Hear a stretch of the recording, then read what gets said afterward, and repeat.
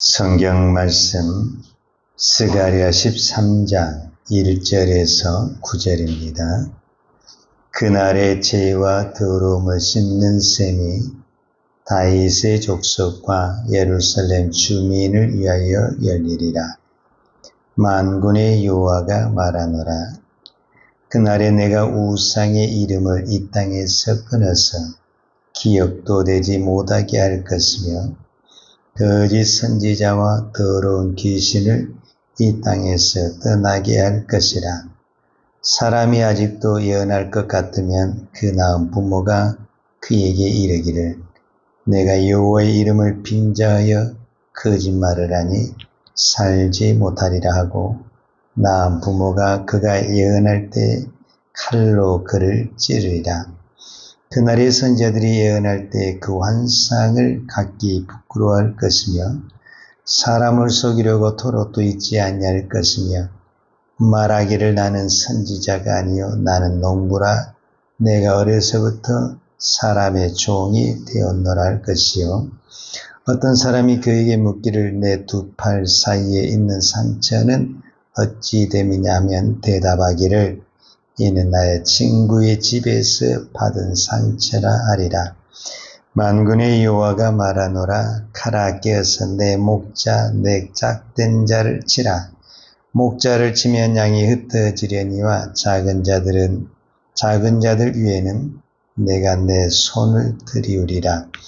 여호와가 말하노라. 이 온 땅에서 3분의 2는 멸망하고 3분의 1은 거기 남으리니 내가 그 3분의 1을 불 가운데에 던져 은같이 연단하며 금같이 시험할 것이라. 그들이 내 이름을 부르리니 내가 들을 것이며 나는 말하기를 이는 내 백성이라 할 것이요 그들은 말하기를 여호와는 내 하나님이시리라 하리라. 아멘. 창세기 3장에 보면 아담과 하하가 선악과를 따먹으면서 이 땅에 재해가 들어옵니다. 이 아담과 하하가 선악과를 따먹기 전만 해도 저 선악과만 따먹으면 나도 하나님처럼 될 것이라는 어떤 그런 환상이 있었죠. 그러나 막상 따먹고 보니까 큰 죄를 지었다는 것을 깨닫게 되는 거죠. 바로 이것이 죄의 유혹이거든요. 죄를 짓기 전에는 저기만 가면, 저것만 소유하면 이제 더 이상 걱정도 없고 다 될 것이라는 그런 환상을 갖죠. 근데 막상 해보니까 그때서 이제 정신이 들게 되고 내가 큰 죄를 지었구나 하는 것을 깨닫게 되죠. 자, 아담과 하가 죄를 지었어요. 이 죄 문제를 이제 어떻게 해결하느냐.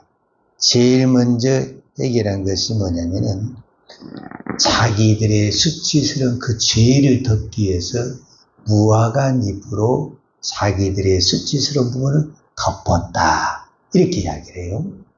그리고 하나님의 낯을 피하여 나무 사이에 숨었다. 이렇게 표현을 해요. 그러니까 죄 문제를 어떻게 했냐면은 무화과 나무로 덮고 나무 사이에 숨어서 어떻든가 이거를 해결하려고 하는데 죄는 그렇게 해결되는 것이 아닙니다.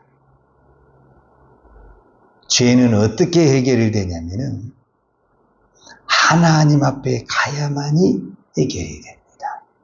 우리가 잘 아는 찬송가 252장에 보면은 찬송가 가사가 어떻게 되냐면 나의 죄를 씻기는 예수의 피밖에 없네.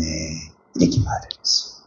그러니까 이 땅에 지금도 수많은 사람들이 죄를 짓고 있습니다. 그런데 그 죄 때문에 괴로워한 사람들이 너무너무 많이 있습니다. 죄를 짓기 전에는 그걸 몰랐어요. 근데 짓고 나니까 마음이 편한 것이 아니라 불안하고 더 초조. 그렇잖아요. 그래서 이 죄 문제를 어떻게 하려면 어떻게 하냐, 세상의 사람들은. 어떻게든지 덮으려고 그러는 거예요. 세상에 어떤 거를 나뭇잎을 끌어들여 덮으려고 그러고 어디로 막 숨으려고 하는 거예요. 그렇다고 해서 내 안에 있는 죄 문제가 해결되느냐? 그렇지 않다니까요. 죄 문제는 예수님에게 와야만이 죄 문제가 해결이 되고 씻을 수가 있습니다. 그래서 사람들이 예수님에게 안 오고 우리들끼리 죄를 해결해야 되겠다고 만들어낸 것이 뭐냐면은 어떤 부분에서는 우상이 되고 거짓 선지자, 요즘 말로 하면은 점쟁이가 나오게 되는 것입니다.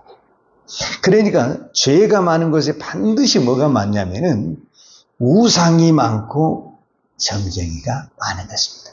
왜냐하면은 이 점쟁이, 이 거짓 선지자들은 죄를 지은 사람들의 심리를 너무너무 잘 알아요. 지금 그 죄를 지은 사람이 고통스러워하고 있고 불안해하고 있고 초조하고 있는 거예요. 그 마음을 이용을 해가지고 우상을 섬기게 하고 점을 치게 하고 구슬하게 하는 거예요. 그러니까 그렇게 되면 해결될까 하고 그 우상에 빠지게 되고 점에 빠지게 되는 것을 볼 수가 있습니다. 그래서 오늘 스가랴 13장에 보면 주님이 이 스가랴 선지자를 통해서 하나님이 어떻게 말하냐면은 그날에 죄와 더러움을 씻는 셈이 다윗의 족속과 예루살렘 주민을 위하여 열리리라. 그러니까 어느 한 샘물이 일어나서 그 샘물이 예루살렘과 그 모든 사람들의 죄를 씻는다 그랬는데, 이것도 우리가 찬송가에 보면은 샘물과 같은 보혈이 우리 죄를 씻는다고 그러잖아요. 그러면서 바로 2절에서 뭐라고 말하냐면은 하나님은 이 죄를 씻는 것만으로 만족하지 않냐고, 이 죄를 지게 하는 근본, 그 우상과 거짓 선지자를 멸하겠다. 이거를 선포하는 겁니다. 2절에 보면 만군의 여호와가 말하노라. 그날에 내가 우상의 이름을 이 땅에서 끊어서 기억도 되지 못하게 할 것이며 거짓 선지자와 더러운 귀신을 이 땅에서 떠나게 할 것이라. 그러니까 이 주범이 누구냐면은 이 우상과 거짓 선지자들이 그 인간의 그 죄를 이용해서 우상을 섬기게 하고 점을 치게 하는 그런 현상이 나타나게 됩니다. 그런데 왜 우상이나 거짓 선지자는 이 죄 문제를 해결하지 못하면, 여러분 죄를 손으로 짓고 입으로 짓고 발로 짓는다고 해서 손을 자르면 죄 문제가 해결됩니까? 아니에요. 죄는 어디를 치료해야 되냐면은 마음을 치료해야 되고 영혼을 치료해야 되거든요. 왜냐하면 왜 죄를 짓게 되냐면은 이 마음 속에서, 영혼 속에서 이미 생각 속에서 범죄하기 때문에 그 다음에 이제 손으로도 나오고 발로도 나오고 입으로도 나오는 거예요. 그래서 죄의 가장 핵심이 어디냐면은 성경은 그것을 마음이다 이렇게 표현을 했어요. 그래서 예레미야서에 보게 되면은 예레미야는 뭐라고 말을 하냐 하면은 만물보다 거짓되고 심히 부패한 것이 사람의 마음이다 이렇게 표현했습니다. 예레미야 17장 9절에 보면 만물보다 거짓되고 심히 부패한 것은 마음이라. 여러분, 그래서 사람을 모르는 거예요. 겉으로 보기에는 그렇게 좋은 것 같아도 그 마음이 세상에 오만 가지 우상이 있는지 거짓이 있는지 탐욕이 있는지 그걸 어떻게 합니까?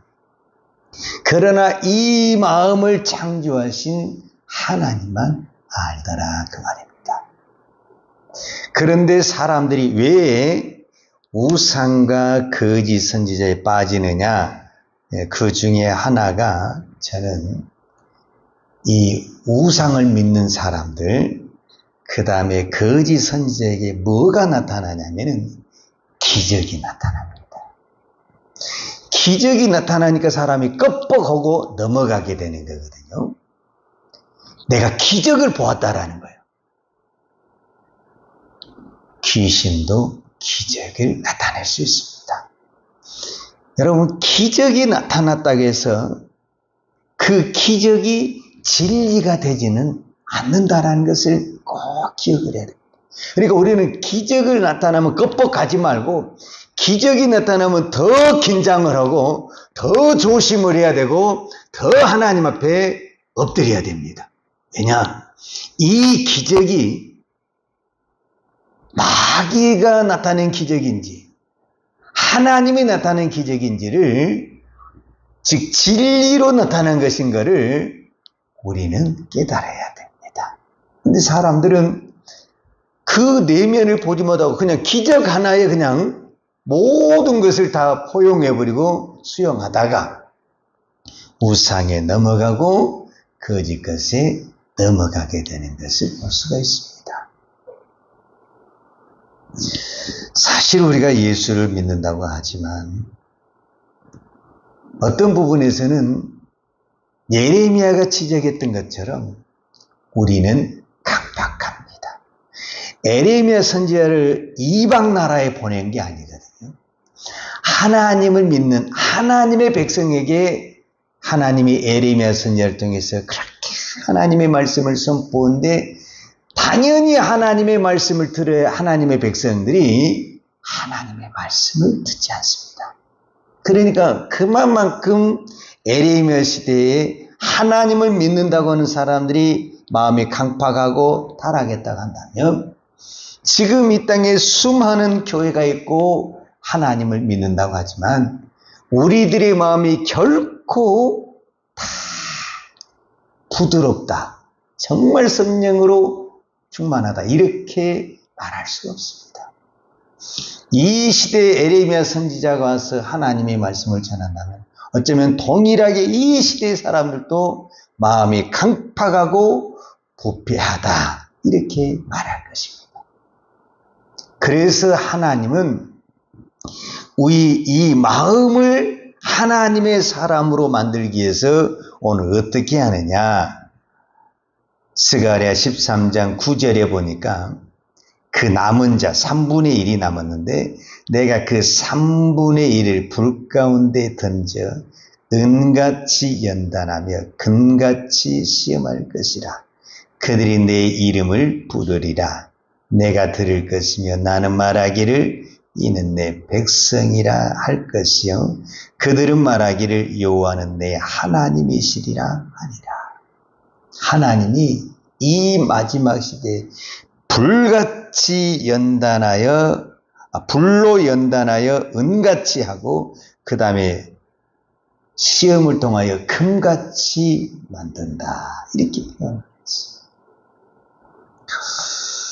우리가 잘 아는 욥을 한번 생각해 보면 욥기 1장 1절에 욥에 대해서 어떻게 표현하고 있냐면, 우스 땅에 욥이라 하는 사람이 있는데 그 사람은 순전하고 정직하여 하나님을 경외하며 악에서 떠난 자다.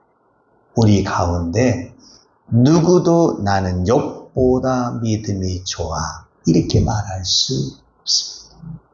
그런데도 그 욥을 하나님이 불같은 곳에 연단을 해서 어떻게 나오느냐? 정금 같은 믿음의 사람으로 세우게 될 것입니다. 그래서 나중에 욥이 욥기 23장에 그렇게 고백합니다. 나의 가는 길을 오직 그가 아시나니 그가 나를 단련하신 후에는 내가 정금같이 나오리라.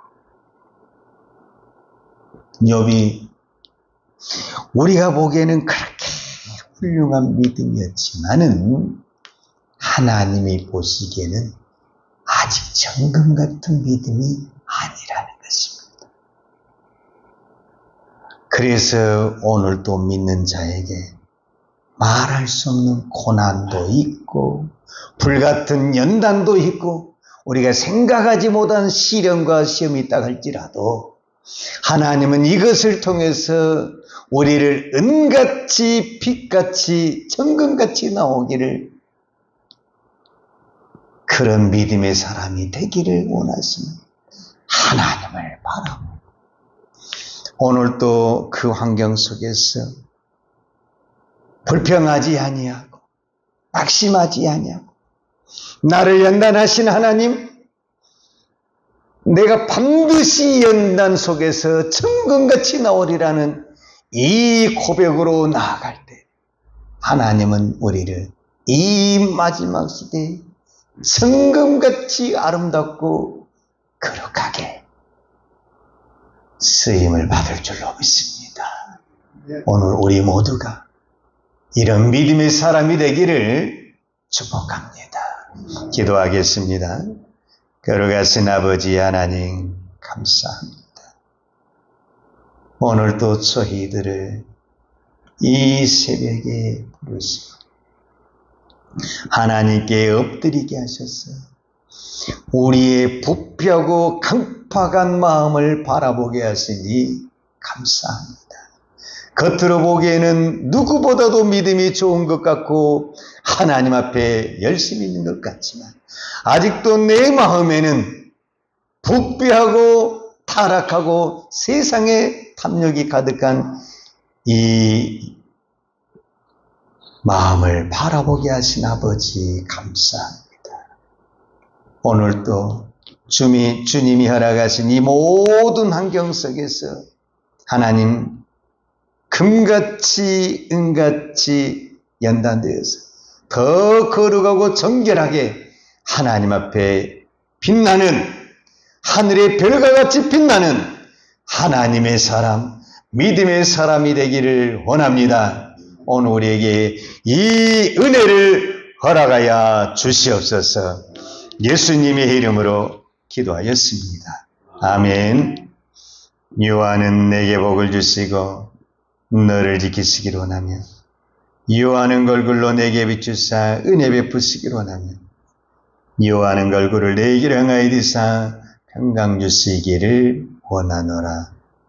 이제는 우리를 위하여 십자가에 돌아가신 우리 주 예수 그리스도의 은혜와 독생자를 아낌없이 보내주신 아버지 하나님의 그 크신 사랑과 성령님의 풍성한 은혜가 오늘도 오직 정금같이 쓰임받기를 원하는 사랑하는 주의 종들 머리머리 예와 이 나라 이 민족과 한국 교회 위에 온 열방의 이 생명의 복음을 증거하는 선교사님들 예와 사랑하는 주의 자녀들 머리 위에 이제로부터 영원토록 함께 있을지어다. 아멘.